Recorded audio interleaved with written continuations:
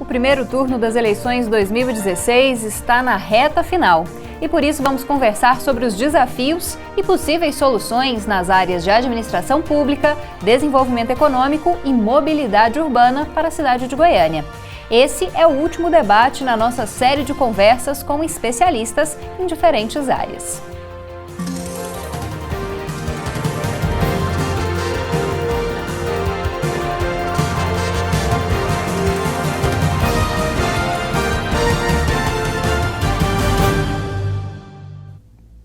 Olá! Conexões recebe agora a professora Daniela Rosim, que é da área de Administração Pública da Faculdade de Administração, Ciências Contábeis e Ciências Econômicas da UFG, a FACE. Olá, professora, obrigada pela presença. Obrigada pelo convite, um prazer.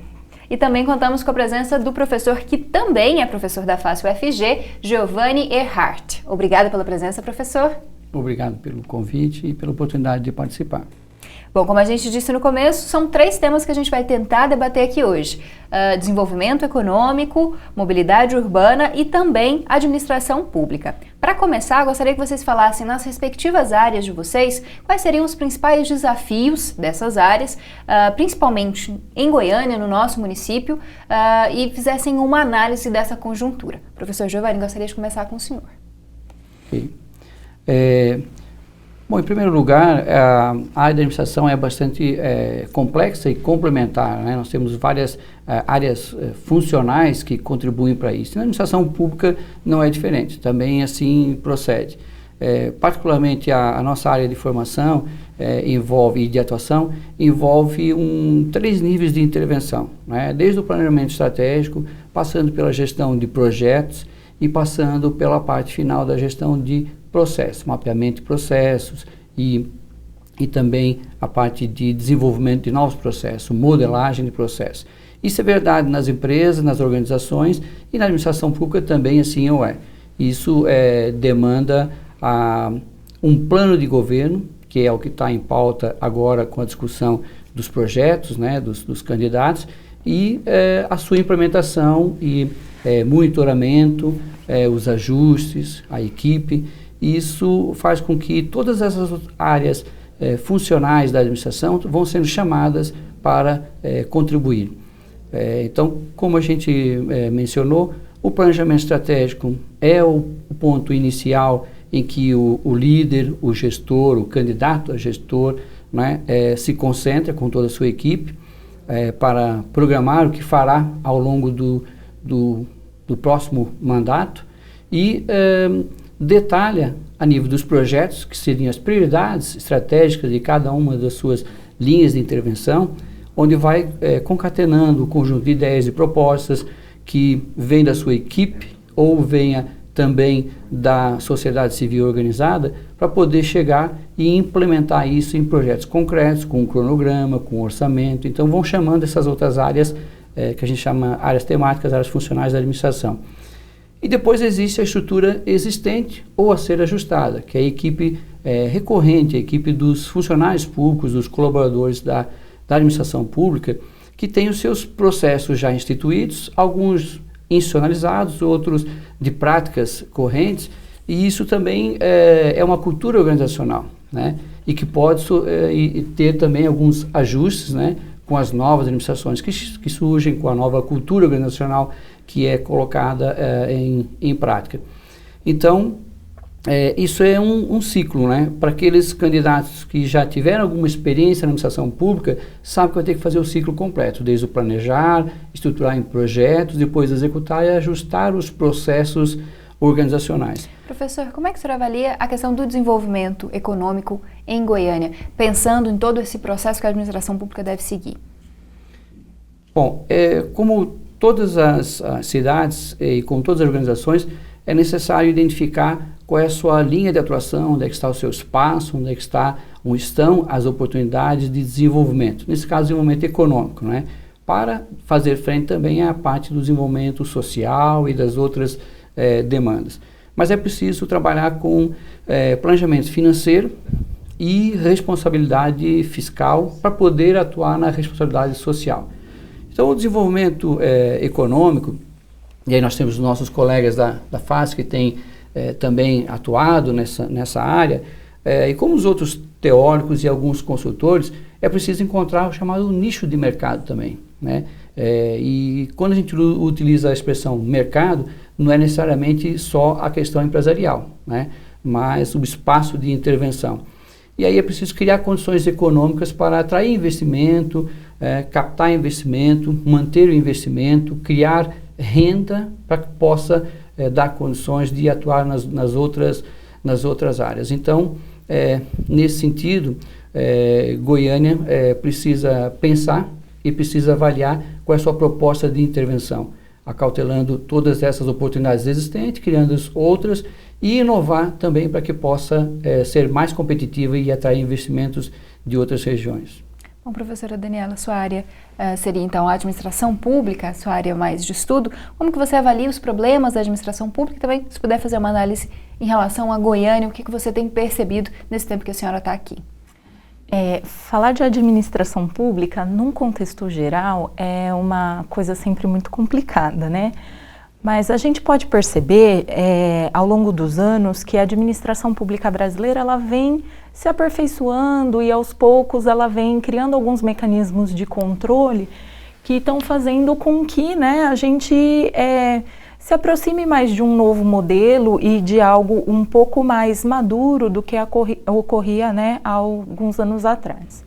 Na cidade de Goiânia também sinto que não é diferente. A gente tem percebido a participação popular grande, né? Aconteceu aí nas manifestações, também agora nos episódios recentes do contexto político nacional, a gente viu uma grande mobilização e eu acho que independente da política partidária, é muito importante a gente ver esse envolvimento social, esse envolvimento da sociedade civil no contexto da discussão da administração pública para a formação da agenda governamental, né? Para sinalizar para os governos aquilo que realmente a sociedade precisa com que seja debatido, né? Com que venha à tona. Então, quem deve participar da montagem da agenda e sinalizar para o governante aquilo que precisa ser ajustado, aquilo que o poder público necessita tomar conhecimento e fazer melhoria, é a sociedade civil. E aqui eu tenho percebido um grande envolvimento em relação a isso. Então, acho que a gente está aí amadurecendo em relação aos modelos de administração pública apresentados. Vou fazer um rápido intervalo agora, a gente interrompe a nossa conversa e volta no próximo bloco para falar mais então sobre as diferentes temáticas que estão impactando em Goiânia e que vão continuar impactando no próximo mandato. Nesse caso são desenvolvimento econômico, administração pública e também mobilidade urbana. A gente volta já já.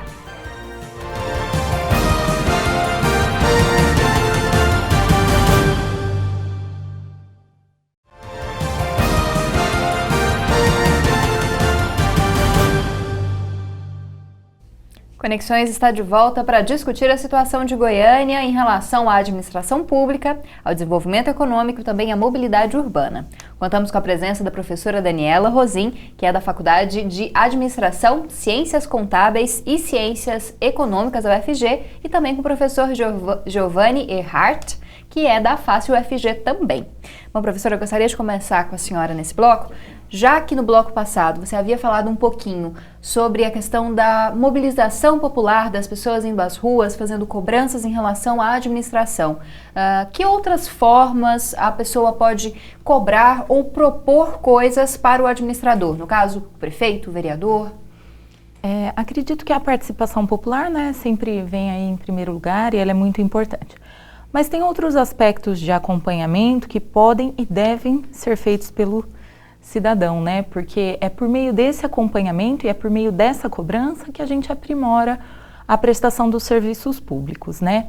Então, acredito que utilizando os canais como a internet, né? Os canais que dão acesso às informações, hoje a gente tem a lei de acesso à informação, que os órgãos públicos, eles têm que passar as informações que são solicitadas pelos usuários. Então, acredito que acompanhar e verificar e, posteriormente, avaliar o serviço público que está sendo utilizado, eu acredito que seja muito importante. Por exemplo, o cidadão que vai todo dia no ponto de ônibus, vamos supor, tomar o ônibus para ir para qualquer lugar da cidade. aquele lugar ali, né, não tem o ponto de ônibus, por exemplo. Eu acho que cabe tentar fazer uma comunicação e posteriormente cobrar e, enfim, acompanhar a atuação da administração pública municipal. Porque uma vez os governantes sendo cobrados, uma vez a demanda social sendo levada para junto e próximo desses governantes, é que a gente consegue obter a melhoria na qualidade da prestação do serviço, né? Aliás, a melhoria na prestação do serviço público. E uma vez que a gente não utiliza, né, o serviço público ou a gente não reclama do serviço público, a tendência é achar que está tudo bem. Mas no caso, usar o serviço público e, digamos assim, reclamar, né, fazer reclamações ou então dizer aquilo que não está bom, acredito que seja a melhor maneira de cooperar, controlar e posteriormente fiscalizar a administração pública. Bom, professor Giovanni, o senhor concorda? Vê também outras alternativas para essa participação?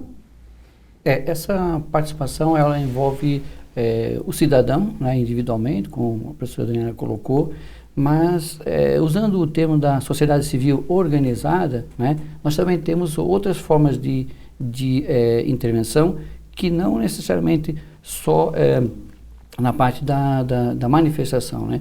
Eu acho que existem ainda duas outras formas. A primeira que é o processo participativo até do planejamento ou do orçamento público participado ou participativo.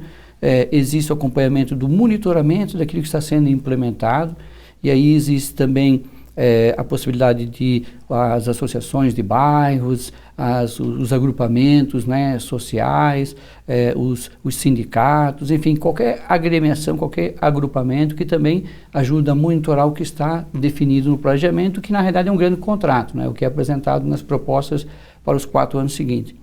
E nessa linha, e aproveitando também que existe já desde 2014 um projeto chamado CODESE, que é o Conselho de Desenvolvimento Econômico Sustentável e Estratégico de Goiânia, é uma representação também desse tipo de representação mais participativa através das agremiações, né, através dos agrupamentos. E aí lá estão representadas 45 entidades, né, desde sindicatos, desde Clube dos Dirigentes Logistas, a CIEG, a FIEG, enfim, a OAB, o Observatório Social, ou seja, vai agrupando à volta. E, nesse sentido, dessa vez, e pela primeira vez em Goiânia, se inverteu o processo. Começou pela sociedade civil organizada, colocando propostas concretas, as chamadas diretrizes ou prioridades estruturantes, e isso resultou, se me permite, nessa publicação, que é um livro chamado 2033, Goiânia 2033, o Centenário. E o que isso representa? Representa a contribuição de mais de 100 profissionais e colaboradores que, representados nessas 45 entidades, fizeram um projeto de planejamento estratégico. E com esse documento, sentou à mesa junto dos políticos, já os pré-candidatos e todo o conjunto da representação pública, para inverter o processo, em vez de ouvir a proposta deles, colocar propostas concretas, né? O senhor poderia falar um pouquinho de quais são essas propostas, explicar um pouquinho para a gente? Basicamente, elas estão estruturadas em eixos, né? O eixo econômico, social, ambiente, sustentabilidade e a gestão pública. São esses 4 eixos. Para além dos 4 eixos, nós temos 12 câmaras técnicas, né? Cada uma delas se debruçou sobre educação, né? Sobre ensino, sobre a mobilidade urbana, sobre administração pública e aí sucessivamente. Então, nessas câmaras estavam congregados os profissionais que aderiram ao projeto e foi aberta à sociedade civil para participar, sempre com as sessões de audiência pública, né? Colocando o tema que estava sendo discutido. E surgiram o que nós definimos como, e digo nós porque a universidade, né, proporcionou a possibilidade através da FAS de estarmos nesse conselho representando a universidade. Existem também outras iniciativas de outras universidades também, Católica, a UEG, UFG, enfim, foi bastante participativo. E esse foi só o começo, né? Então essas prioridades estruturantes, elas servem como um contrato e foi formalizado, inclusive com todos os pré-candidatos, a possibilidade de lerem, estudarem e serem avaliados numa discussão pública sobre o que eles tinham de proposta em cada uma dessas áreas. Então, por exemplo, na área da gestão pública e na área do desenvolvimento econômico, foram colocadas propostas bem concretas, assim como na mobilidade urbana, né? E aonde que a pessoa pode ter acesso? Existe um site, o CODES, eu depois vou deixar a referência, mas CODES, que é a sigla do Conselho de Desenvolvimento Econômico Sustentável e Estratégico de Goiânia, tem possibilidade de fazer o download da versão em PDF desse livro, que tem já umas 200 páginas, com as propostas concretas, né? E só o principal ponto, só para poder indexar, desenvolvimento econômico. Tudo isso está indexado ao IDH, o Índice de Desenvolvimento Humano. E aí nós trabalhamos educação, saúde e renda. Com esses 3 indicadores nós conseguimos cobrir as outras áreas, inclusive segurança e as demais áreas. Então, é bastante acessível a todos, propostas concretas, mas diferente daquelas de pedir uma carrada de aterro para a minha rua, e sim pedir algum desenvolvimento para o meu bairro. Ok, professor. A gente tem que interromper mais uma vez a nossa conversa e volta no próximo bloco para encerrar essa entrevista a respeito de 3 temas importantes para a cidade de Goiânia: mobilidade urbana, administração pública e também desenvolvimento econômico. A gente volta rapidinho.